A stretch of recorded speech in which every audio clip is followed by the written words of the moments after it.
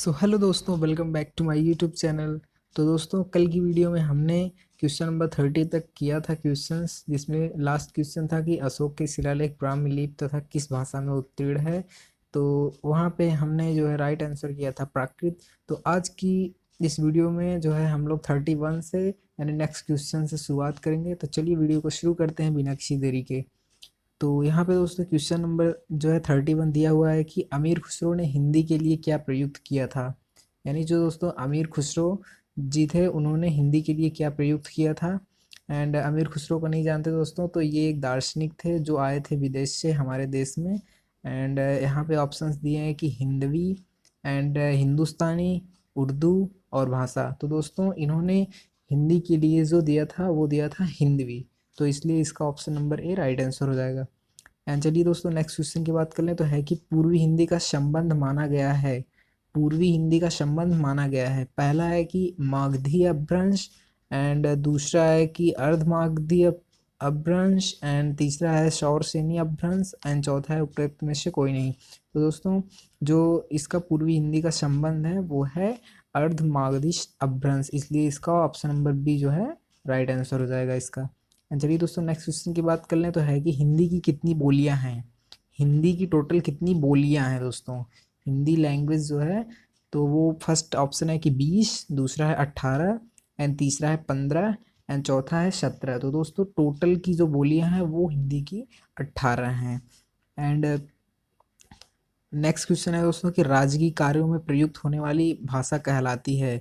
राजकीय कार्यों में प्रयुक्त होने वाली भाषा कहलाती है। पहला है राजभाषा, दूसरा है राष्ट्रभाषा, तीसरा है मानक भाषा और चौथा है लोक भाषा। तो दोस्तों इसका जो है राइट आंसर हो जाएगा राजभाषा, यानी कि किसी भी राजकीय कार्य में राजभाषा का जो है प्रयोग किया जाता है।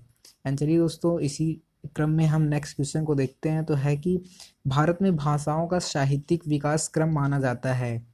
भारत में जो भाषाओं का है साहित्यिक विकास क्रम कौन सा है इसमें से, चारों में से। तो पहला है कि संस्कृत पाली प्राकृत अपभ्रंश, या फिर संस्कृत प्राकृत पाली अपभ्रंश, या फिर संस्कृत अपभ्रंश पाली प्राकृत, या फिर पाली संस्कृत प्राकृत अपभ्रंश। तो इसका जो राइट आंसर हो जाएगा दोस्तों वो हो जाएगा पहला, यानी कि संस्कृत पाली प्राकृत अपभ्रंश। तो ऑप्शन नंबर ए इसका राइट आंसर हो जाएगा।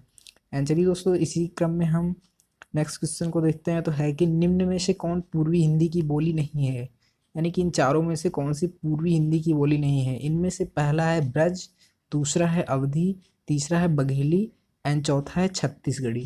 तो दोस्तों इसका राइट आंसर हो जाएगा ब्रज, जो कि पूर्वी हिंदी की बोली आपकी नहीं है। एंड चलिए दोस्तों नेक्स्ट क्वेश्चन की बात करें, तो है कि निम्नलिखित में से कौन एक भाषा है। पहला है कि मेवाती, दूसरा है पाली, एंड तीसरा है मारवाड़ी, एंड चौथा है दोस्तों आपका बुंदेली। तो यहाँ पे दोस्तों बुंदेली जो है आपका ये भाषा नहीं है। तो यहाँ पे दोस्तों इसका राइट आंसर हो जाएगा ऑप्शन नंबर बी, पाली, जो कि एक भाषा है। एंड चलिए दोस्तों नेक्स्ट क्वेश्चन की बात कर लेते हैं हम। तो यहाँ पे नेक्स्ट क्वेश्चन दिया रखा है कि निम्नलिखित में से किसने मैथिली में भी रचनाएं की। तो यहाँ पे चार जो हैं रचनाकार दे रखे हुए हैं, एंड उनमें से कौन है जो कि मैथिली में रचना कर रहे हैं। तो यहाँ पे पहला है जयदेव, दूसरा है विद्यापति, तीसरा है सूरदास, चौथा है बिहारी। तो दोस्तों यहाँ पे इसका राइट आंसर हो जाएगा विद्यापति। इन्होंने जो है मैथिली में भी रचनाएं करी हैं। एंड नेक्स्ट क्वेश्चन की बात कर लेते हैं दोस्तों, तो वो है कि निम्नलिखित में से कौन सा प्रांत हिंदी क्षेत्र के अंतर्गत नहीं आता है। तो पहला है हरियाणा, दूसरा है उत्तराखंड, तीसरा है गुजरात, एंड चौथा है झारखंड। तो दोस्तों गुजरात जो है वो जो गुजरात प्रांत है, तो वो हिंदी क्षेत्र के अंतर्गत नहीं आता है। वहाँ पे और कई भी भाषाएं बोली जाती हैं। एंड यहाँ पे है कि हिंदी दिवस कब मनाया जाता है। तो इसका डायरेक्ट आंसर आपको 14 सितंबर पे लगा के आना है, क्योंकि इसी दिन 14 सितंबर को वो राजभाषा को इन्होंने दर्जा दिया था, भारत सरकार ने इसको। एंड नेक्स्ट क्वेश्चन की बात करें दोस्तों, है कि बिहारी बिहारी हिंदी के अंतर्गत कौन सी जो है बोली नहीं आती। बिहारी हिंदी के अंतर्गत कौन सी बोली नहीं आती। पहला है मैथिली, दूसरा है मगही, एंड तीसरा है भोजपुरी, एंड चौथा है अवधी। तो दोस्तों जो अवधी है वो बिहारी हिंदी के अंतर्गत नहीं आती है। ये अधिकतर यूपी जो है यूपी स्टेट में बोली जाती है अवधी भाषा। ओके। एंड चलिए नेक्स्ट क्वेश्चन की बात कर लें, तो है कि निम्नलिखित में से किस राज्य की राजकीय भाषा हिंदी नहीं है? तो पहला है पंजाब, दूसरा है हरियाणा, तीसरा है उत्तराखंड एंड चौथा है मध्य प्रदेश। तो दोस्तों जो पंजाब है वहाँ पे आपको जो है हिंदी को राजभाषा के रूप में नहीं देखने को मिलेगा। एंड चलिए अब यहाँ पे नेक्स्ट क्वेश्चन की बात कर लें तो है कि किस देश में हिंदी बोली तथा लिखी भी जाती है? तो यहाँ पे आप ऑप्शंस को देखेंगे तो आपको समझ में आएगा। तो यहाँ पे पहला है श्रीलंका, दूसरा है मॉरिशस, तीसरा है ईरान एंड चौथा है मिस्र। तो दोस्तों मॉरिशस एक ऐसा जो है आप कह सकते हैं कि देश है जहाँ पे आपको हिंदी बोली और लिखी भी जाती है, तो इसलिए इसका राइट आंसर जो हो जाएगा वो हो जाएगा बी मॉरिशस। एंड क्योंकि दोस्तों यहाँ पे भोजपुरी भी बोली जाती है, वो भी हिंदी के अंतर्गत आती है। भोजपुरी जो है आप ऐसा भी कर सकते हैं अगर क्वेश्चन में आता है तो। एंड नेक्स्ट क्वेश्चन की बात कर लेते हैं तो है कि मेवाती हिंदी किस उपभाषा वर्ग से संबंधित है? पहला है कि बिहारी, दूसरा है पहाड़ी, तीसरा है पश्चिमी हिंदी, चौथा है राजस्थानी। तो दोस्तों जो मेवाती हिंदी है वो आती है आपकी राजस्थानी से। ओके, तो इसलिए इसका जो है राइट ऑप्शन हो जाएगा राजस्थानी। एंड चलिए दोस्तों नेक्स्ट क्वेश्चन की बात कर लेते हैं तो वो है कि कौन सी बोली हिंदी की उपभाषा पहाड़ी की नहीं है?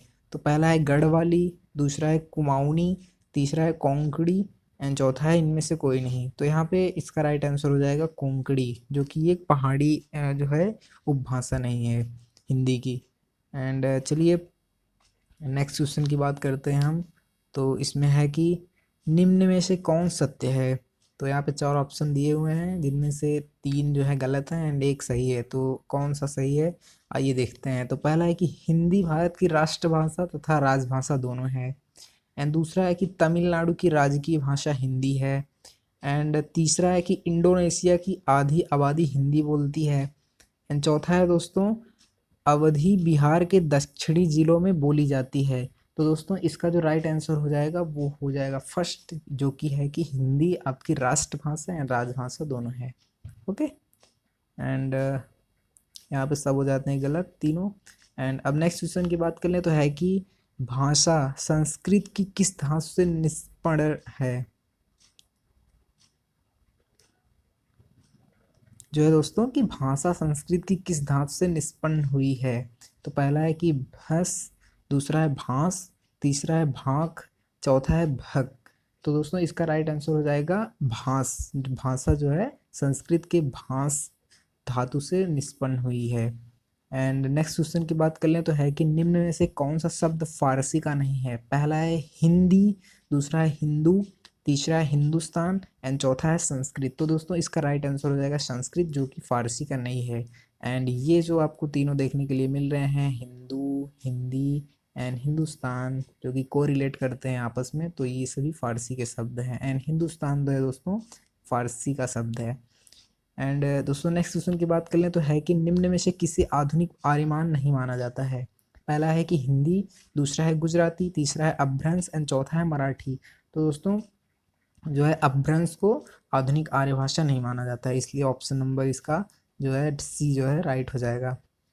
ओके, चलिए नेक्स्ट क्वेश्चन की बात कर लेते हैं। तो नेक्स्ट क्वेश्चन यहाँ पे आ चुका है हमारी स्क्रीन पे एंड है कि क्वेश्चन नंबर 50, प्राकृतिक भाषाओं से अपभ्रंश के परिनिष्ठित रूप का विकास कहाँ हुआ? पहला है कि पश्चिम भारत, दूसरा है मध्य भारत, तीसरा है दक्कन एंड चौथा है पूर्वी भारत। तो दोस्तों इसका राइट आंसर हो जाएगा यहाँ पे मध्य भारत। ओके, तो इसलिए ऑप्शन नंबर बी इसका राइट हो जाएगा। एंड क्वेश्चन नंबर 51 की बात कर लें तो है कि अपभ्रंश के कितने भेद प्रचलित थे? पहला है 7, दूसरा है 5, तीसरा है 3 एंड चौथा है 10। तो दोस्तों इसका राइट आंसर हो जाएगा 3। अपभ्रंश के 3 जो है भेद प्रचलित थे।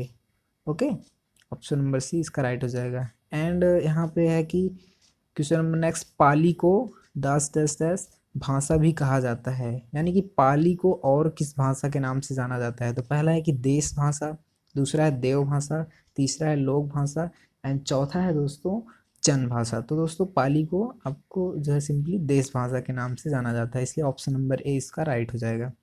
एंड दोस्तों नेक्स्ट क्वेश्चन की बात कर लें तो है कि मगधी निम्न में से किस भाषा को कहा जाता है? तो पहला है कि प्राकृतिक, दूसरा है पाली, तीसरा है संस्कृत एंड चौथा है हिंदी। तो दोस्तों मगधी को यहाँ पे सॉरी यहाँ पे मगधी को जो है पाली भाषा कहा जाता है। तो दोस्तों इसका राइट आंसर हो जाएगा पाली, ऑप्शन नंबर बी। पाली को जो है मगधी भी कहा जाता है। एंड दोस्तों नेक्स्ट क्वेश्चन की बात कर लें तो है कि आचार्य हेमचंद ने किसके व्याकरणों की रचना की।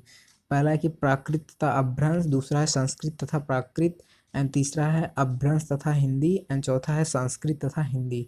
तो दोस्तों इसका जो राइट आंसर हो जाएगा वो हो जाएगा प्राकृत तथा अभ्रंश। तो ऑप्शन नंबर ए इसका राइट आंसर हो जाएगा। हेमंत जी ने प्राकृत तथा अभ्रंश व्याकरणों की रचना करी थी। एंड क्वेश्चन नंबर नेक्स्ट है कि निम्न में से कौन प्राकृत का भेद नहीं है।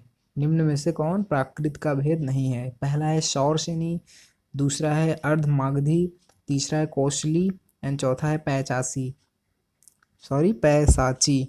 तो यहाँ पे जो है इसका ऑप्शन नंबर सी जो है सही हो जाएगा। कोसली जो होगा वो प्राकृत का भेद नहीं है। एंड नेक्स्ट क्वेश्चन की बात कर लें तो है कि व्याकरण दर्पण किसकी रचना है। तो यहाँ पे पहला है कि शिव पूजन सहाय, दूसरा है किशोरीदास वाजपेयी, तीसरा है रामचंद्र शुक्ल, एंड चौथा है राम सुंदर दास। तो दोस्तों इसका राइट आंसर हो जाएगा शिव पूजन सहाय, जो कि जो है व्याकरण दर्पण की रचना करे हैं। एंड नेक्स्ट क्वेश्चन की बात कर लेते हैं दोस्तों, तो है कि हिंदी शब्द का प्रयोग सर्वप्रथम किस भाषा की रचना में हुआ। तो यहाँ पे पहला है संस्कृत, एंड दूसरा है पाली, एंड तीसरा है दोस्तों प्राकृत, एंड जो है चौथा है फारसी। तो आपको अभी एक पहले ही क्वेश्चन मिला था जिनमें से हिंदू, हिंदुस्तान एंड हिंदी जो है फारसी सबसे रिलेट करते थे, इसलिए आपको जो है फारसी इसका राइट आंसर हो जाएगा एंड उसको क्लिक करना है, आपको लगाना है। एंड क्वेश्चन नंबर नेक्स्ट है कि भारत में बोलियों की संख्या कितनी निर्धारित की गई है। तो पहला है 650, दूसरा है 436, एंड तीसरा है कि 18, एंड चौथा है दोस्तों 32। तो आप जस्ट इमेजिन कर सकते हैं कि अपने हिंदुस्तान में 436 भाषाएं बोली जाती हैं जो कि निर्धारित करी गई हैं बोलने के लिए। एंड नेक्स्ट टाइम कुछ भी हो सकता है, बढ़ भी सकती हैं और होंगी भी ज़्यादा। तो चलिए, ये अभी 436 अभी के लिए हैं। तो चलिए नेक्स्ट क्वेश्चन की बात कर लेते हैं कि कौन रचनाकार अवधि क्षेत्र का नहीं था। पहला है कि प्रेमचंद, दूसरा है जयशंकर प्रसाद, तीसरा है भारतेंदु, एंड चौथे हैं जैनेन्द्र। तो यहाँ पे दोस्तों इसका राइट आंसर हो जाएगा जैनेन्द्र, जो कि अवधि क्षेत्र के नहीं थे। ओके, तो यहाँ से राइट जो है ऑप्शन जैनेन्द्र हो जाएगा। एंड यहाँ पे नेक्स्ट क्वेश्चन की बात कर लें तो है कि तुलसीदास की रचना रामचरितमानस किस बोली की साहित्यिक रचना है। पहला है अवधी, दूसरा है ब्रज, तीसरा है मैथिली, एंड चौथा है दोस्तों मगही। तो जो उनकी रामचरितमानस की साहित्यिक रचना थी तो वो अवधि में थी, इसलिए ऑप्शन नंबर ए इसका राइट आंसर हो जाएगा। एंड नेक्स्ट क्वेश्चन की बात कर लेते हैं दोस्तों, तो है कि बिहार की राजधानी पटना किस बिहारी बोली क्षेत्र में स्थित है। पहला है मैथिली, दूसरा है भोजपुरी, तीसरा है मगही, एंड चौथा है दोस्तों अंगिका। तो मगही इसका राइट आंसर हो जाएगा, इसलिए ऑप्शन नंबर सी इसका करेक्ट आंसर है। एंड दोस्तों नेक्स्ट क्वेश्चन क्या है कि भाषा वह साधन है जिसके द्वारा मनुष्य अपने विचार दूसरों तक भली भांति प्रकट कर सकता है, यह कथन किसका है। तो यहाँ पे ऑप्शंस दे रखे हैं कि Mahavir Prasad Dwivedi, and Kamta Prasad Guru, Ramchandra Shukla, and Kishori Lal Vajpayee. तो इसका राइट आंसर एंड जिन्होंने ये भी कहा था वो कामता प्रसाद गुरु थे, option number B right answer हो जाएगा इसका। चलिए दोस्तों नेक्स्ट क्वेश्चन की बात करते हैं, तो है कि जब कोई बोली या भाषा व्याकरणिक ढांचे में ढलकर व्यवस्थित रूप ग्रहण कर लेती है तो उसे कहते हैं। पहला क्षेत्रीय भाषा, दूसरा परिनिष्ठित भाषा, तीसरा है राजभाषा, एंड चौथा है राष्ट्रभाषा। तो इसका राइट आंसर हो जाएगा दोस्तों परिनिष्ठित भाषा। ओके, यानी कि जब कोई बोली या भाषा व्याकरणिक ढांचे में ढलकर व्यवस्थित रूप ग्रहण कर लेती है तो उसे परिनिष्ठित भाषा हम कहते हैं पहले तो। एंड नेक्स्ट क्वेश्चन की बात कर लेते हैं, तो है कि वर्णों के मेल से जिस सार्थक वर्ण समूह या ध्वनि समूह की सृष्टि होती है उसे क्या कहते हैं। तो वर्णों के मेल से आपका शब्द का निर्माण होता है, इसलिए ऑप्शन नंबर बी एकदम आँख मूंद के आप लगा के चले आइएगा अगर ये क्वेश्चन आता है तो। एंड नेक्स्ट क्वेश्चन की है कि जो भाषा देश की जनता की जागृति से जुड़कर व्यापकता ग्रहण करती है वह है।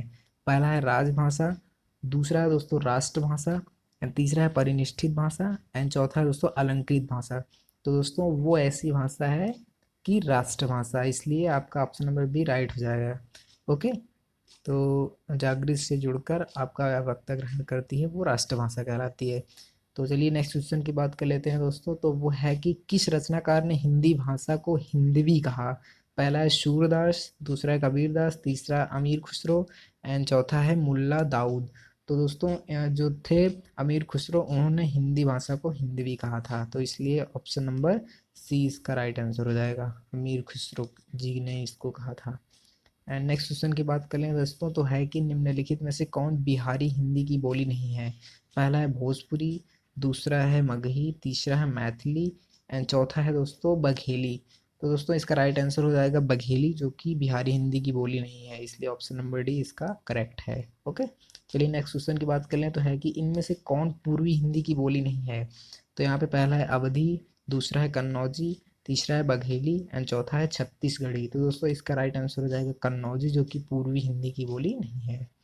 एंड दोस्तों इसी क्रम में नेक्स्ट क्वेश्चन की बात करते हैं। तो है कि किसी भाषा के बोलने तथा लिखने के नियमों को जो है किसी भाषा के बोलने तथा लिखने के नियमों की व्यवस्थित पद्धति क्या कहलाती है? तो पहला है वाक्य विचार, दूसरा है व्याकरण, तीसरा है साहित्य एंड चौथा है दोस्तों परिष्करण। तो दोस्तों इसका राइट आंसर हो जाएगा वो व्याकरण कहलाता है। किसी भाषा के बोलने तथा लिखने के नियम की व्यवस्थित पद्धति व्याकरण कहलाती है, इसलिए ऑप्शन नंबर बी इसका राइट आंसर हो जाएगा। एंड दोस्तों नेक्स्ट क्वेश्चन की बात कर लें। तो है कि देवनागरी किस भाषा की लिपि नहीं है? पहला है हिंदी, दूसरा है दोस्तों नेपाली एंड तीसरा है दोस्तों मराठी एंड चौथा दोस्तों जो है उर्दू। तो दोस्तों जो है देवनागरी उर्दू भाषा की लिपि नहीं है, इसलिए ऑप्शन नंबर डी इसका राइट आंसर हो जाएगा। ओके, तो चलिए दोस्तों नेक्स्ट क्वेश्चन की बात कर लेते हैं। तो है कि निम्नलिखित में से तमिल भाषा की लिपि कौन सी है? तो पहला है देवनागरी, दूसरा है रोमन, तीसरा है द्रविड़ एंड चौथा है दोस्तों नास्तलिक। तो दोस्तों जो तमिल भाषा है सिंपली, तो उसकी जो है द्रविड़ है, इसलिए ऑप्शन नंबर सी इसका राइट ऑप्शन है। ओके, द्रविड़। तो चलिए नेक्स्ट क्वेश्चन की बात करते हैं दोस्तों। तो है कि निम्नलिखित में से कौन हिंदी की उपभाषा नहीं है? पहला है कि पश्चिमी, दूसरा है पूर्वी, तीसरा है पहाड़ी, चौथा है दक्षिणी। तो दोस्तों यहाँ पे दक्षिणी जो है हिंदी की उपभाषा यहाँ पे नहीं है, तो यहाँ पे इसका ऑप्शन नंबर डी राइट हो जाएगा। तो चलिए नेक्स्ट क्वेश्चन की बात कर लेते हैं दोस्तों। एंड अभी के टाइम पे बस हम लोग 75 तक ही करेंगे एंड उसके बाद दोस्तों वर्ड तथा ध्वनि विचार वाला जो है चैप्टर चालू हो जाएगा। तो चलिए अभी बस 2-3 क्वेश्चन और कर लेते हैं 75 तक। तो है कि भाषा का वह रूप जिसका प्रयोग सामान्य जनता अपने समूह या घरों में करती है उसे कहते हैं? पहला है परिनिष्ठित भाषा, दूसरा है क्षेत्रीय बोली, तीसरा है राजभाषा एंड चौथा दोस्तों राजकीय भाषा। तो इसका जो है राइट आंसर है वो क्षेत्रीय बोली। ओके, तो इसलिए ऑप्शन नंबर बी इसका राइट आंसर हो जाएगा। एंड नेक्स्ट क्वेश्चन की बात करें दोस्तों। है कि मध्यकाल में काव्य भाषा के रूप में सर्वाधिक प्रचलित बोली थी? तो पहला है राजस्थानी, दूसरा है मगही, तीसरा है ब्रजभाषा एंड चौथा है दोस्तों बघेली। तो मध्यकाल में जो काव्य भाषा के रूप में सर्वाधिक जो है प्रचलित बोली थी, वो सिंपली दोस्तों थी आपकी ब्रजभाषा। ओके, मध्यकाल में ब्रजभाषा वो काव्य भाषा के रूप में और मतलब आप कह सकते हैं कि फेमस थी। एंड लास्ट क्वेश्चन की बात कर लेते हैं दोस्तों, जो कि है कि अमीर खुसरो की रचनाएं किस बोली में रचित हैं? पहला है अवधी, दूसरा है ब्रजभाषा, तीसरा है खड़ी बोली एंड चौथा है दोस्तों कन्नौजी।